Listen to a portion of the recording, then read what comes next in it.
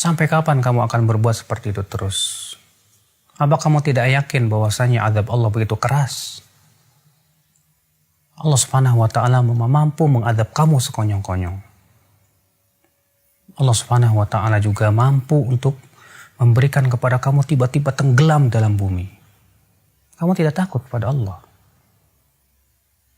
Demi Allah ya akhi. Kalaulah kita sedang berbuat maksiat, kemudian tiba-tiba kematian datang kepada kita, apa yang kamu lakukan? Demi Allah. Jiwa kita ini lemah. Badan kita pun tidak akan pernah mampu untuk menahan azab Allah Subhanahu wa taala. Azab kubur begitu pedih ya akhi. Coba dengarkan Rasulullah SAW bersabda, "Ma ra'aitu manzaran qat." Aku tidak pernah melihat pemandangan afdha yang lebih mengerikan min adzabil qabr, dari azab kubur. Kamu tidak takut dengan azab kubur? Akhi, sesungguhnya azab kubur itu dan kuburan itu adalah merupakan penentu kehidupan kita. Kamu kira setelah kamu mati, lalu kamu dikuburkan di kuburan, kamu akan tenang hidup begitu? Kamu kira setelah kamu meninggal dunia, itu peristirahatan kamu yang terakhir? Kamu tidak akan ditanya oleh malaikat Munkar dan Nakir? Tidak akan dimintai pertanggungjawaban oleh Allah Subhanahu wa taala? Tidak, demi Allah.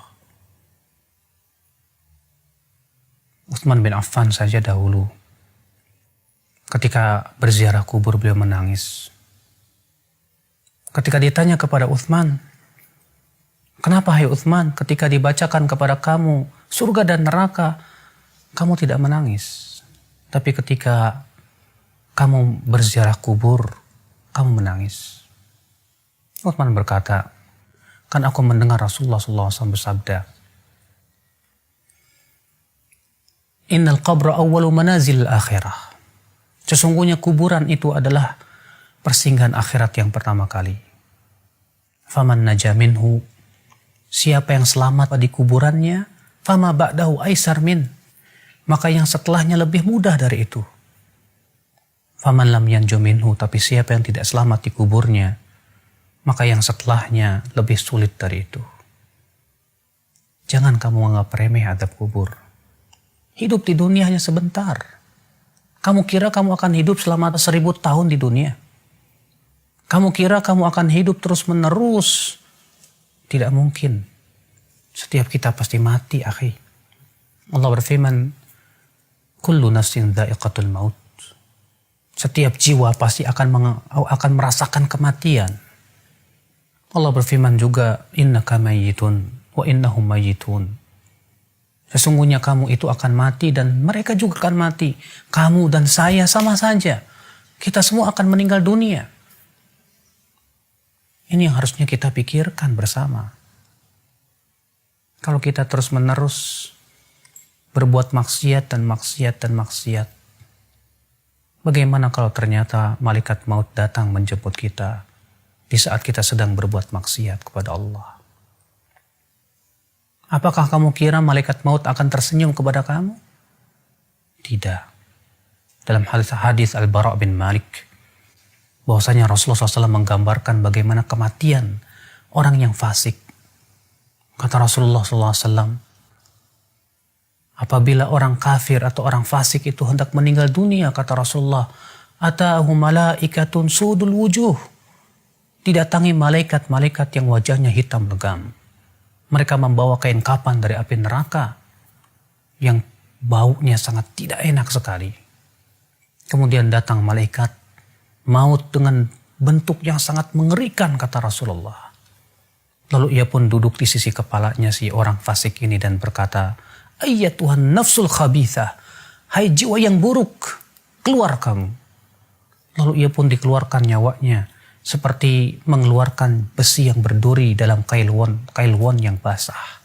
Sulit, menyakitkan. Kamu siap menghadapi kematian yang menyakitkan seperti itu? Di saat kita sedang berbuat maksiat, ternyata kematian dan ajal mendatangi kita. Kamu siap? Siapa yang siap? Kita ya semua ingin meninggal dalam keadaan husnul khatimah. Kehidupan dunia bukanlah tempat bersenda gurau. Tapi kita hidup di dunia untuk bercocok tanam.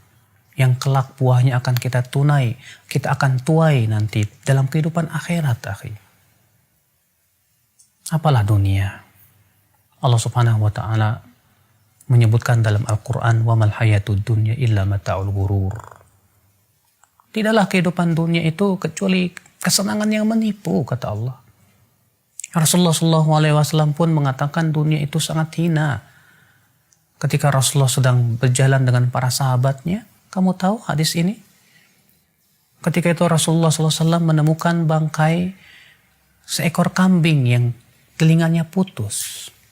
Kemudian Rasulullah SAW mengangkatnya dan berkata, siapa yang mau membeli bangkai ini dengan harga 1 dirham? Kata para sahabat, wahai Rasulullah, kalaupun ia hidup, kami tidak mau membelinya. Kenapa? Karena ia cacat, hai Rasulullah. Bagaimana ini sudah menjadi bangkai? Kata Rasulullah, la dunya ahwan indallah min hada. Dunia itu lebih hina di mata Allah daripada bangkai ini. Kita hidup di dunia sebentar, akhi. Apakah hanya karena kita ingin mendapatkan dunia dan dunia, memuaskan syahwat kita dan hawa nafsu kita, kita gadaikan kehidupan yang sepanjang begitu? Kalau misalnya kamu hidup di dunia 60 tahun, tahukah kamu satu harinya di sisi Allah 1000 tahun? Kalau satu hari 24 jam di sisi Allah 1000 tahun, berarti kita hidup di dunia hanya 1,5 jam. Apa kamu tidak sadar? Apakah hanya untuk 1,5 jam kamu gadaikan kehidupan yang tiada tara? Tidakkah kamu berpikir, akhi, saudaraku, kita ini manusia yang kelak akan dimintai pertanggungjawaban oleh Allah Subhanahu wa taala. Segera kita sadar, segera kita taubat kepada Allah Subhanahu wa taala. Semoga Allah memberikan kepada kamu hidayah, akhi, dan juga kepada saya, untuk sama-sama kita bergandeng tangan menuju surga Allah yang luas, yang luasnya seluas langit dan bumi. Tidakkah kamu ingin mendapatkan surga tersebut? Atau kamu lebih senang untuk mendapatkan api neraka? Wallahi, kesabaran di neraka tidak ada gunanya lagi. Semoga ana dan antum diberikan oleh Allah Subhanahu wa taala hidayah dan istiqamah. Wabillahi taufiq.